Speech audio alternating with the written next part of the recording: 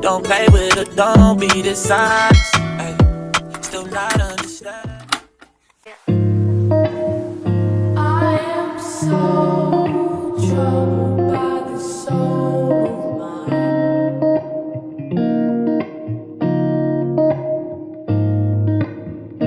I've said those words so many times. Welcome back to my channel.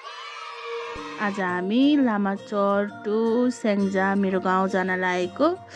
हेर्नुहोस् मौसम पनि रङ्गिन रङ्गिन हरियाली रमाइलो छ। अनि एकछिनमा हामी पृथ्वी चोक गएर वहाँ पृथ्वी चोक होइन बस स्टेसन गएर बस कुर्नुपर्छ, त्यही भएर छिटो छिटो गएको। 2000 years later. नेपालीको टाइम त हो 1 बजे हुन्छ भनेको गाडी 1:13 भइसक्यो। जाने सोच साह्रै छैन। 120 मा बस हिँड्छ भनेको छ। धन्दा एयरपोर्ट्स हालेको थिएँ र फाइनली गाइस पोखराबाट नि बस हिँड्यो।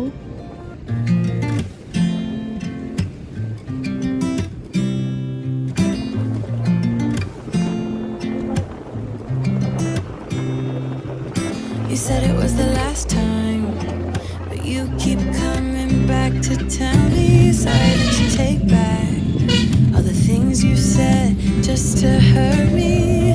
Our love just went cold, but I'm still burning. Our love just went cold. Why? I keep on making. म कहाँ आइपुगेँ भनेर तपाईँहरूलाई गेस गरिसक्नुभयो होला। म भालुपाडामा आइपुगेँ। अब नौडाँडामा पुग्न लागिसकेको छु। सो अब खाजा खाने भनेर पक्क नौडाँडामा रोक्छ होला। कतिपय मेरो साथीहरूले भन्नुहुन्छ कि मेरो घर स्याङ्जातिर हो कि कतातिर हो पर्छ भनेर सोध्नुहुन्छ र तपाईँहरूलाई थाहै नै छ मेरो गाउँ बुर्जुम्पोला हो। सो त्यही भएर नौडाँडाको तलको बाटो जानुपर्छ। अनि यहीँ फेरि नौडाँडामा खाजा खान रोक्यो। अनि मलाई खासै भोक लागेको थिएन किनकि मैले बिहान मोमो खाएको थिएँ अनि टिकटक पनि बनाएको थिएँ। चलो भाई देखो अब मैं क्या करता हूँ। तो ड्रैगन मोमोज अच्छा हाँ, इस जगह की मोमोज फेमस है। ले आओ फेमस मोमोज। एक प्लेट फाक्सा मोमोज, दल्लेरा भूत जिला के हलेरा दिनु छ। तर फेरि म्याम उहाँको भुँडी पोल्दैन। तिमी सुर्ता नगर, आफ्नो काम गर। वाह आप नेपाली बोल लेते हैं। खत्म।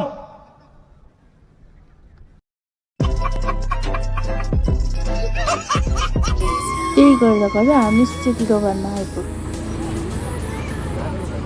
सेती दोकानको पुल अनि म पढेको स्कुल अनि फेरि ती मिठा मिठा यादहरू लिँदै फेरि मेरो गाउँतर्फ लागे है त।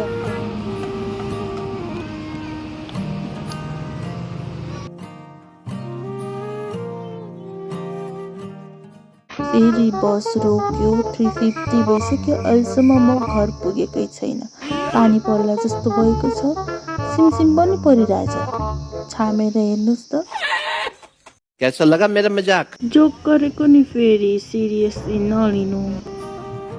ल फेरि हामी आयौँ फापरचोङ या भन्न सक्छौ थुम्का। यो चाहिँ सबैभन्दा पुरानो मन्दिर हो। ऊ चाहिँ मेरो साथी अघि देखाएको स्कुलमा सानैदेखि हामी सँगै पढेको। उसले मलाई देखेन, मैले त लुकी लुकी भिडियो बनाइदिएँ। अनि म बोल्छु भनेको दसैँको बेला बस प्याक भएर ऊ झर्ने बेलामा त मैले उसलाई देखेँ। अब धेरै दिनपछि नभेटेको बोल्दा पनि कस्तो अप्ठ्यारो लाग्ने।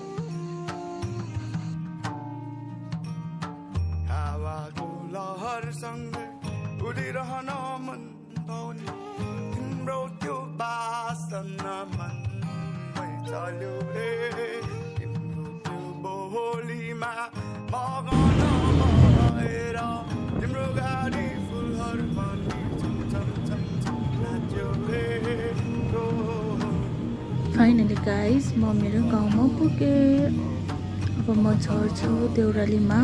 यो चाहिँ नयाँ बोर्ड हो अनि मेरो दादी भाइलाई इग्नोर गर्नुहोस्। अनि यो गइबा घर अनि जम अब मेरो घरमा कोही नै छैन होला सायद। यो चाहिँ देउरालीको भ्यू है। वहाँ स्याङ्जामा अझै पानी परिरहेछ अनि गाउँ आउँदा यसरी जेब्रेजोला लिनु त अब स्वाभाविकै हो।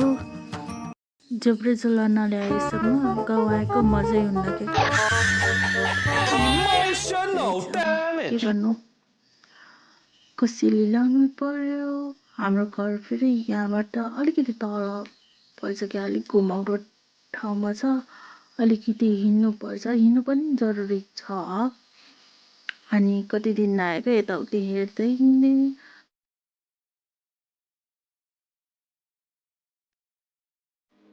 फाइनली म मेरो घरमा आइपुगेँ। यो चाहिँ मेरो घर भनेकै थिएँ भने मम्मी घरमा हुनुहुन्न, कोही पनि छैन घरमा। म भने कहाँबाट आइसकेँ, मम्मी कता जानु भएको नि, यो मेरो प्लान। यो चाहिँ मनी प्लान्ट है। पुरा गर्दा गर्दा एकछिन आराम गरेर रात पनि गएछ। खानासाना खायौँ, लोड सेडिङ थियो अनि लाइट गयो अनि केही क्याप्चर गर्नै पाएन। सो त्यही हो, गुड नाइट।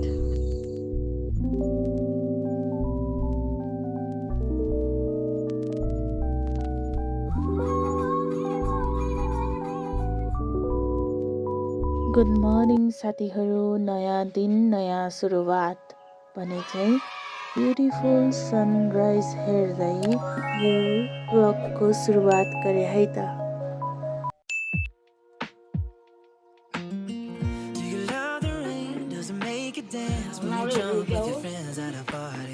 रनिङ हान्न गएको रे।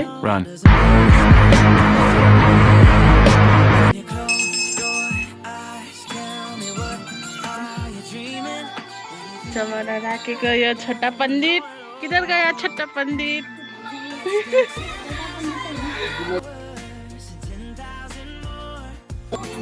नौ दुर्गा भवानीको प्रसाद लगाएर हेर फ्रेन्ड्स, रक्षा गरिदिनु, रोगी ब्यागी नहोस्। जय सत्सङ्ग भोग।